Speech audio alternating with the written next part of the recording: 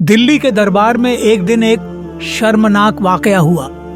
अनारकली खान के मस्त हाथी ने सैयद मौला को कुचलकर मार डाला। जब हजरत निजामुद्दीन औलिया ने यह खबर सुनी तो उनकी आंखों में आंसू आ गए। उनके दिल से एक दर्द भरी आह निकली और उन्होंने कहा, काश सैयद मौला मेरे पीर मुर्शिद हजरत बाबा फरीद की नसीहत को याद रखते। यह कहानी एक ऐसी नसीहत की है जो सिर्फ शब्द नहीं बल्कि एक दरवेश की पूरी जिंदगी की राह बन गई। हजरत बाबा फरीदुद्दीन मसूद गंज शकर रहमतुल्लाह अलैह ने जब अपने प्यारे खलीफा हजरत निजामुद्दीन औलिया को उज्जैन से रुखसत किया तो उन्होंने वही नसीहत दी जो पहले सैयद मौला को दी जा चुकी थी। यह नसीहत न सिर्फ दरवेशों के लिए थी बल्कि उस दौर के हर इंसान के लिए थी जो दुनिया की चकाचौंध और ताकत के पीछे भाग रहा था। हजरत निजामुद्दीन औलिया की मोहब्बत और अकीदत दिल्ली के हर इंसान के दिल में बसी हुई थी। उनकी शख्सियत इतनी रहमतों और मोहब्बत से भरी थी कि हर कोई उनकी तरफ खिंचता चला आता था। उनकी दरगाह पर हर तबके के लोग, चाहे अमीर हो या गरीब, बादशाह हो या फकीर, सभी सिर झुकाते थे। उनके मुरीदों में सबसे खास और अजीज थे हजरत अमीर खुसरो, जिनके साथ उनका खास रिश्ता था। दिल्ली के लोग हजरत की फकीरी, सादगी और खुदाई मोहब्बत के कायल थे। हर इंसान को उनसे गहरी अकीदत थी और यही वजह थी कि दिल्ली उनकी मोहब्बत से महकती रहती थी।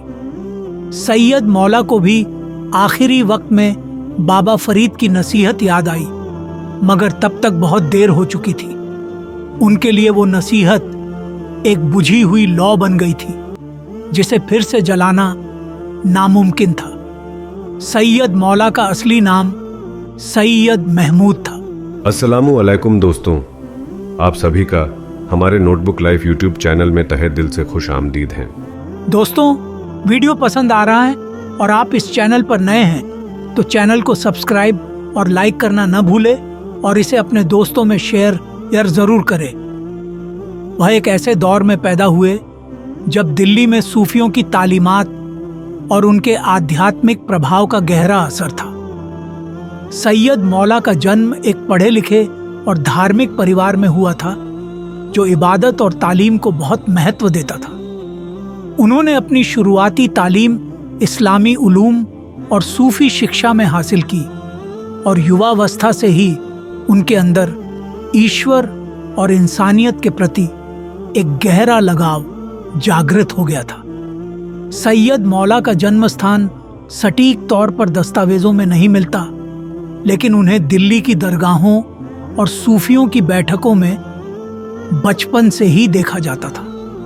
उनका जीवन एक साधारण दरवेश के रूप में शुरू हुआ, जहां उन्होंने गरीबों और मजलूमों की सेवा को अपना मकसद बनाया।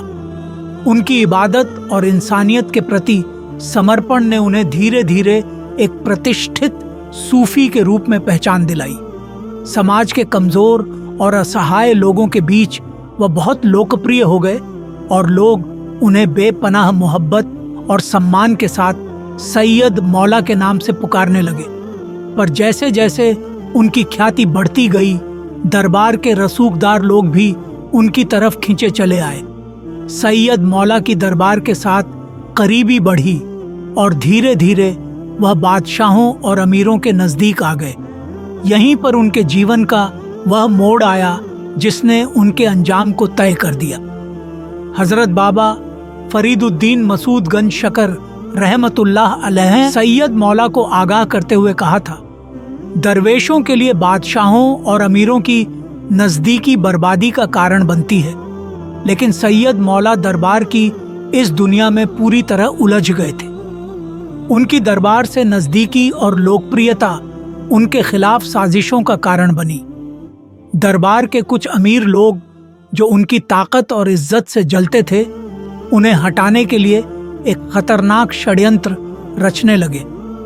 आखिरकार वह मनहूस दिन आ ही गया जब साजिश के तहत दरबार में अनारकली खान का मस्त हाथी सैयद मौला पर छोड़ दिया गया। हाथी ने सैयद मौला को बेरहमी से कुचल दिया और इस दर्दनाक हादसे में उनकी जान चली गई। यह खबर जब हजरत निजामुद्दीन औलिया तक पहुंची तो उनके दिल पर गहरा सदमा लगा। सैयद मौला उनके पुराने परिचित थे और उनकी मौत का यह बर्बर तरीका हजरत निजामुद्दीन के लिए बेहद दुखदाई था। उनके दिल से आह निकली और आंखों में आंसू छलक आए।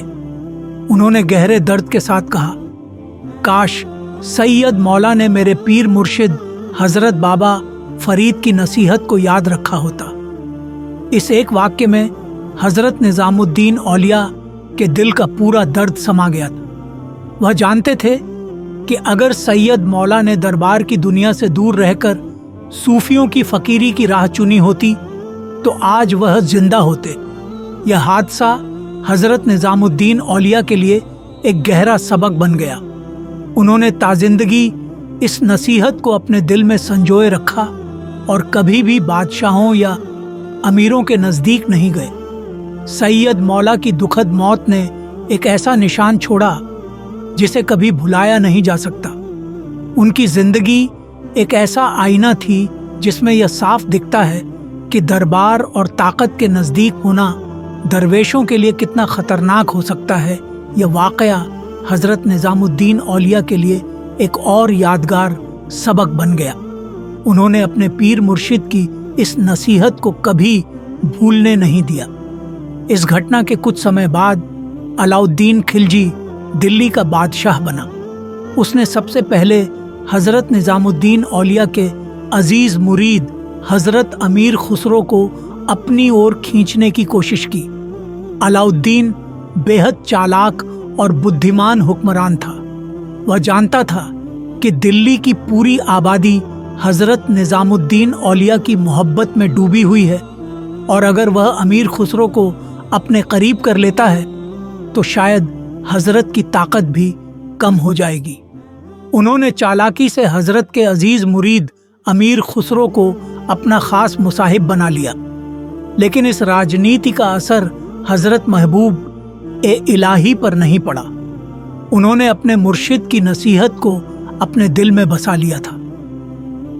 दरबार में खुसरो की मौजूदगी और खिलजी की राजनीति एक साजिश का हिस्सा थी, एक कोशिश जिससे वह हज़रत महबूब ए इलाही के दिल और उनके मुरीदों के बीच दरार डाल सके। लेकिन वह नहीं जानता था कि हज़रत निज़ामुद्दीन औलिया की मोहब्बत और अकीदत ऐसी साजिशों से परे थी। हज़रत महबूब ए इलाही ने अपने पीर मुर्शिद हज़रत बाबा फरीद की दी गई नसीहत को अपने दिल की गहराइयों में संजो लिया था।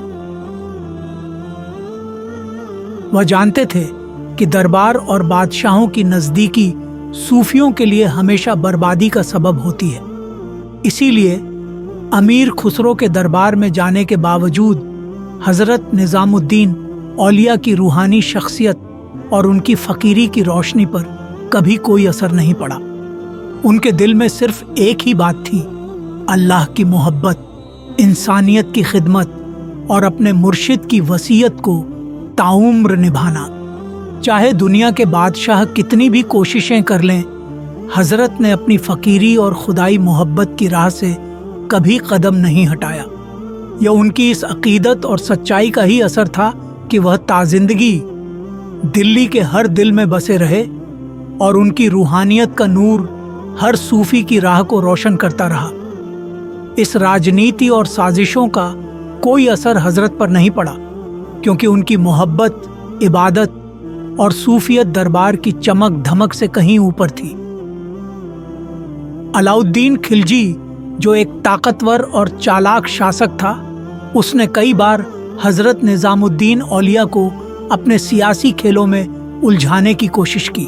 उसे लगता था कि अगर वह हज़रत के अजीज़ मुरीद अमीर खुसरो को अपना ख़ास मुसाहिब बना लेगा तो शायद वह हज़रत पर अपना असर डाल सकेगा। लेकिन वह इस बात से बेखबर था कि हज़रत निज़ामुद्दीन औलिया की रूहानी ताकत और उनके पीर हज़रत बाबा फरीद की नसीहतें इतनी मजबूत थीं कि कोई भी सियासत, कोई भी ताकत उन्हें उनकी फकीरी की राह से हटा नहीं सकती थी। अलाउद्दीन खिलजी ने कई बार कोशिश की कि हजरत निजामुद्दीन औलिया को अपने दरबार में बुलाए, उनके साथ करीबी रिश्ते बनाए, लेकिन हजरत ने हर बार इनकार किया। वह जानते थे कि बादशाहों और दरबार से जुड़ना सूफियों के लिए बर्बादी का रास्ता होता है। जब खिलजी ने देखा कि उसकी साजिशें और चालें हजरत पर कोई असर नहीं डाल रही हैं, तो उसने गुस्से में आकर और भी ज्यादा दबाव बनाना शुरू किया। लेकिन हजरत महबूब ए इलाही ने न कभी झुकना सीखा था और न ही दुनिया की ताकतों से डरना। एक दिन जब खिलजी का अहंकार हद से बढ़ गया तो हजरत निजामुद्दीन औलिया ने अपने फकीराना लहजे में उसे एक सबक सिखाया जो हमेशा याद रखा गया। उन्होंने कहा, हुनूज दिल्ली दूरस्त, यानी अभी दिल्ली दूर है। यह चंद लफ्ज खिलजी के लिए एक ऐसा सबक बन गए जो उसे यह एहसास दिलाने के लिए काफ़ी थे कि वह चाहे जितनी कोशिश कर ले, उसकी बादशाहत और ताकत हजरत निजामुद्दीन औलिया की फ़कीरी और रूहानियत के सामने कुछ भी नहीं है। दिल्ली और उसकी सल्तनत की ज़मीन से भी ज़्यादा अहम वह रूहानी ताकत थी जिसे हजरत ने अपने दिल में बसाया हुआ था। खिलजी को समझ आ गया कि उसकी सत्ता और ताकत के बावजूद हजरत निजामुद्दीन औलिया की रूहानी ताकत के आगे वह बौना। यह सबक खिलजी के अहंकार को तोड़ने के लिए काफी था। उसने महसूस किया कि हजरत का दरबार से दूर रहना ही उनकी सच्ची ताकत थी और कोई भी बादशाह उनकी फकीरी की रूहानी शान को नहीं झुका सकता। हजरत निजामुद्दीन औलिया ने अपनी सादगी, मोहब्बत और फकीरी से अलाउद्दीन खिलजी को वह सबक सिखाया जो दुनिया की सबसे बड़ी ताकतें भी नहीं सिखा पाईं। असली ताकत अल्लाह से जुड़ने में है, न कि सत्ता और दौलत में। मेरे साथियों, आप सभी का बहुत बहुत शुक्रिया वीडियो को पूरा देखने के लिए। वीडियो पसंद आया है तो चैनल को सब्सक्राइब, लाइक एंड शेयर करना ना भूलें।